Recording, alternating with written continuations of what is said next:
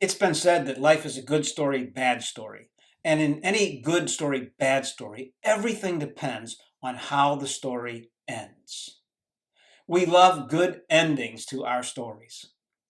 And the story we're looking at in this message is a story about God's faithfulness and God's promises to you and me no matter what. It is a story that has a very, very good ending. If you'll recall, David slays Goliath. He saves the nation. He prospers and is successful in everything that he does. Over time, King Saul becomes his greatest enemy. Concurrently, King Saul's son Jonathan becomes David's greatest friend. Samuel tells us they are knit together in heart, mind, and spirit. Now, if anyone had a reason to hate and despise David, it was Jonathan, the crown prince, the heir apparent to the throne. One day, the whole kingdom would be his. He should despise David, but he didn't. He loved him. He gives his life for him. Saul, he fights for the crown. Jonathan gives it away. He has only one request of David. We read in 1 Samuel chapter 20, verse 15, these words. And this is Jonathan speaking to David. And do not cut off your steadfast love from my house forever, when the Lord cuts off every one of the enemies of David from the face of the earth. And Jonathan made a covenant with the house of David. David, if I or my family are destroyed by our enemies in battle, I have one request from you, just one request. David, whatever happens to me, remember my family. Remember them, David, on the basis of our steadfast love of the chesed, of our unfailing trust and loyalty to one another, which is built on a covenant, on a promise, on a berith that was made between you and between me. Well, immediately after that agreement on a covenant of steadfast love and promise, David flees south to the desert, and Jonathan retraces his steps to the city. Each of them follows their own destiny from here on out. They'll never see each other again. But a promise has been made between David and Jonathan and the descendants of Jonathan forever. And he asks David to watch out for them and keep them at his table. Jump forward with me to 2 Samuel chapter 4, verse 4, where we read, Jonathan, the son of Saul, had a son who was crippled in his feet, and he was 5 years old. When the news about Saul and Jonathan came from Jezreel, and his nurse took him up and fled, as she fled in her haste, he fell and became lame, and his name was Mephibosheth. Remember, the book of 1 Samuel ends with a bad story. The Philistines invade Israel, and the house of Saul falls. Saul falls on his own sword. Jonathan is killed in battle in Gilboa. The house of Saul is gone. It's extinguished. There is no one left to fill the throne or wear the crown. Sort of. You see, what happens is that Jonathan has a son, and when he was 5 years old, and Jonathan was dying in battle when Saul had already died, the nurse of Jonathan's son fled for her life, and she carried Jonathan's son with her. But she fell, and the child sprawled on the hard stone. He ended up being crippled in both of his feet. His name was Mephibosheth. He is the heir to the kingdom of Saul and Jonathan, and he is crippled in both feet. Now, this is what I want you to catch. We're going to see a twofold story taking place here. We see God as the ultimate overcomer, even when everything else seems lost. But in a good story, bad story, David represents God. in this story. So there's an event that's taking place at the present moment between David and Jonathan's son Mephibosheth. And there is an unfolding story that relates to you and me and our relationship with God. So David's relationship with Mephibosheth, God's relationship with you and with me. Follow along. In 2 Samuel chapter 9, verse 1, we read these words. And these are great words of comfort. I love this story. And David said, "Is there still anyone left of the house of Saul, that I might show kindness," kaseth, steadfast love, "for Jonathan's sake?" Ziba said to the king, "There is still a son of Jonathan. He is crippled in both feet." Notice this. David does what God does. He remembers his promise. 15 years pass. Saul and Jonathan have died in battle. God has established David as the king over all of Israel. It is the golden age of Israel.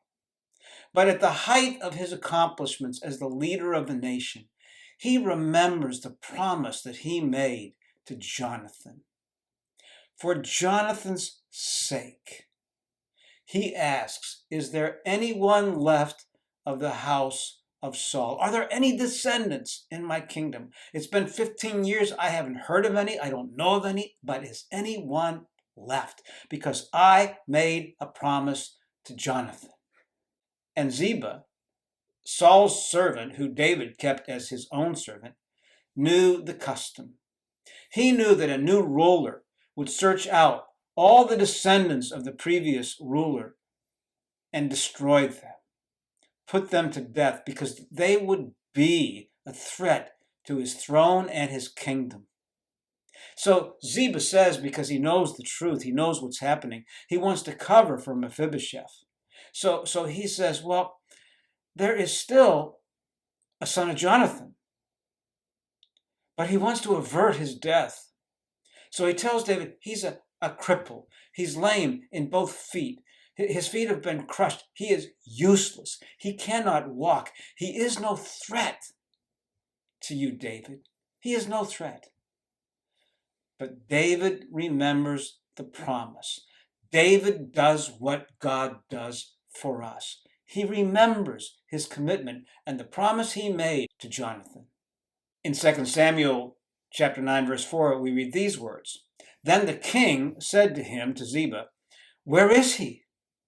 And Ziba said to the king, "He is in the house of Machir, the son of Amiel, at Lo-debar."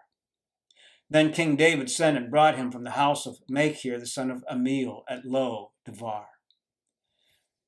David does what God does. There's a second thing he does. He searches and seeks out the descendant of Jonathan for the sake of the promise and commitment that he had made. Where is he? Where is he? Ziba. Well, Ziba still wants to cover for Mephibosheth to see that he has no harm. So he says to him, well, he's absolutely nowhere, David. Not only is he a cripple, but he lives in Lo-debar. Now, in the Hebrew, that word Lo-debar means no word, no hope, nothingness, barrenness, desolation. It is a place where criminals and outcasts hide out. They live in squalor. And if that were not enough, he is under the care of a man by the name of Machir. He is a nobody as well. He is watching out over this useless, dependent cripple who eats crumbs from his table. He can't walk, David. He has to be carried wherever he goes. He is no threat to you. The heir apparent to the kingdom is a nobody living nowhere. He has been forgotten, David. Leave him alone. Now, here's what I think is happening. The nurse who had fled with Mephibosheth and dropped him, it would not be beyond my imagination to understand that she had told him over and over again, now we have got to hide out. Because if they ever find you, if David's people ever find you, they will kill you. And I am sure he had been warned over and over again by the people in Lo-debar, hide out, keep a low profile, do not be seen. You are a fugitive. But one day, on the horizon, Mephibosheth sees horses, the horses of a great king. He can't flee. He can't run. He is paralyzed. He is helpless. At some point, the soldiers come into the town of Lo-debar. They seek out his house, pound on the door, come into his room, and they take Mephibosheth, and they drag him out of the house. They take him from Lo-debar, and they head to the court of the king. Well, when they get there, we read in 2 Samuel chapter 9, verse 6, and Mephibosheth, the son of Jonathan, son of Saul, came to David and fell on his face. And David said, Mephibosheth. And he answered, Behold, I am your servant. Mephibosheth is brought, carried, helpless, into the court of the king. He falls on his face. He has a hard time breathing, is gasping for breath. His heart is beating rapidly. And David says, Mephibosheth, he knows my name. He knows who I am. He found me in Lo-debar, lame. He sought me out. He is the king. He knows that I deserve to die. And here I am in his court, helpless. Mephibosheth wonders, what is David going to do? Are these my last few moments here on planet Earth? He's as good as dead. And then David does what God does. Not only does he seek him out in Lo-debar, but he calls him by name. He knows my name. He knows who I am. He knows all about me. He knows my name. And in 2 Samuel chapter 9, verse 7, we read these words, and David said to him, do not fear, for I will show you kindness, said steadfast love, for the sake of your father Jonathan, and I will restore to you all the land of Saul your father, and you shall eat at my table always. David does what God does. He extends grace and fully restores Mephibosheth in his palace to his table. Don't be afraid, Mephibosheth. Because of the promise that I made to your father Jonathan, it is for his sake, on his behalf, that I spare you and welcome you into my kingdom. I know you deserve to die, but for the sake of the promise of grace, I restore you. On behalf of your father, Jonathan, on behalf of another.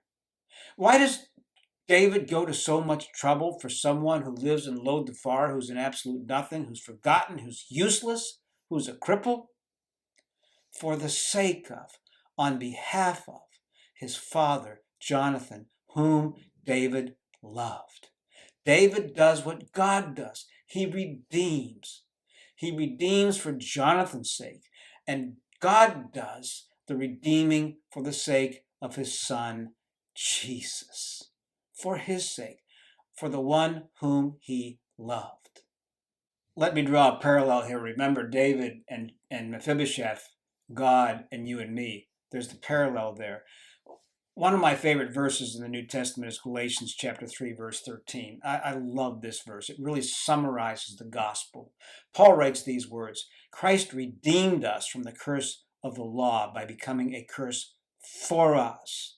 One of the most important words in the New Testament is a preposition, hyper, for us, on behalf of us, for the sake of us. The same for the sake of that David extended to Mephibosheth, for the sake of Jonathan, for the sake of, in our relationship with God, for the sake of Jesus, for the sake of the death of Jesus. The death of Jesus is huper, on our behalf, for the sake of. He receives the curse, the punishment that you and I deserve to receive. We live on behalf of what another has done for us. David does what God does. He remembers the promise. He seeks us out, and he fully restores us. Hyper, on behalf of, for the sake of, the covenant that was made, the promise that was made to Jonathan, and the promise that is given to you and me. It is not based on anything that Mephibosheth has done. He is a cripple. He is helpless. He is hiding out. We receive the promise not on the basis of anything that we have done. We are cripples. We live nowhere. We are hiding out. It is all by the promise and the work of another. Hyper. This is the message of the gospel. God seeks us out. He remembers his promise. He finds us as cripples in Lo-devar. He does what we can't do. David does what Mephibosheth can't do, so that we can receive the inheritance and sit at the table of a king forever. We don't have to be all clean. We don't have to get or do everything right. We come as cripples. We're lame. We live in Lo-devar. We live in a real world with real people and real problems and real brokenness, real marriages and real families, real kids and real jobs. We live in a world where the wires don't always get connected. Yet God remembers his promise and seeks us out and redeems us and fully restores us on the behalf of another, of the one whom he loves, his son, Jesus. Life is a good story, bad story, and everything depends on how the story ends. So listen to how this story ends. 2 Samuel chapter 9, verse 13. So Mephibosheth lived in Jerusalem, for he ate always at the king's table. Now he was lame in both feet. Can you see him at the table of a king? David says to him, Mephibosheth, I loved your father. He saved me. We're both cripples, Mephibosheth. You were a cripple in Lo-devar. I was a cripple in the caves of En-gedi when I hid from Saul. I'm a cripple, but God remembered his promises. He's trustworthy. He's loyal. He saved me. He searched me out. He restored me. And so now I want you to sit at my table like a king forever. There is a true story that took place in 1942 during World War II in a Japanese concentration camp. There were 200 Scottish soldiers who were taken prisoner, and they were treated very cruelly. They were beaten.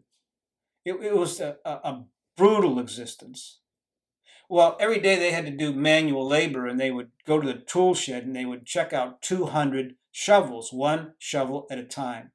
Well, one day at the end of the work period, they came back and returned their shovels, and the soldiers counted those shovels, every single one of them, and there was one missing. Well, the commander of the concentration camp called all of the prisoners to get into formation in front of his house, and he stood on his porch and he said to them, one shovel is missing. Someone here is guilty of hiding a shovel. Either that person confess, or all of you will die immediately. I will have my soldiers shoot you on the spot. At that moment, one man stepped forward and he said, it's me. I'm the guilty one. And they shot him immediately. The next day, as the prisoners were going out to do their work again, they were handed their shovels, and there was one left over. There had been a miscount. All 200 shovels had been accounted for. One innocent man had given his life, huper, on behalf of all the rest, to save them their lives. Now, in the story, I'm Mephibosheth. Over my grave marker, it says Stu, a cripple. Lived and died a cripple from the land of Lo-devar. But in God's grace, he restored me. He adopted me into his very family circle, and I sit at the table of a king today and forever. Hyper. on behalf of Jesus. You see, our God is the ultimate overcomer. He overcomes every loss that we'll ever have in life. Not only the dark places where we live, but he remembers us. He seeks us out. He restores us. He fills us with power. He fills us with the power of God himself. He seeks us out in those dark places, and he seeks us out when it comes to our own salvation and our own redemption in his kingdom. Life is a good story, bad story, and everything depends on how the story ends. I want you to imagine yourself and see yourself this very moment sitting at the table of a great king in a great palace this day and forever. God remembers, seeks out, and restores. In any good story, bad story, everything depends on how the story ends. And we have a good ending. We live with new hope and new life and new confidence, and we sit at the table of a great king. In recent months, I've done 4 memorial services for people and their families. And it's caused me to ask those questions about how will I respond? What will I do when it comes time for me to leave this life? What's it going to be like for me when you go through a memorial service and you live it vicariously? And the time will come, I know in my life, well, I will breathe my last breath. And when I do, I will want to know that I have a seat at the table of my Heavenly Father. How do I get that seat? I do the same thing that Mephibosheth did. I simply, humbly confess, I'm a cripple coming from nowhere. I do not deserve to live. I do not deserve to be in your kingdom, but on the basis of another, of your Son Jesus, who died for me, who took my place so that I can live in the family of the King forever. My life now has new hope in it. It has mercy. It has grace. I live in the courtroom of a great king. David says, for the sake of your father, Jonathan, I will restore you, and you shall eat at my table always. God says, for the sake of my son Jesus, I will restore you, and you shall eat at my table always. Our God is the ultimate overcomer in this life and the next. We know who we are, where we came from, and where we're headed. Our God remembers and seeks us out by name and restores us. And maybe today you can say, okay, I'm Mephibosheth in that story. It's me. I'm a cripple. I beg for mercy and grace. I receive on the behalf of what Jesus has done for me. I receive membership and adoption into the very kingdom of God this moment. Amen.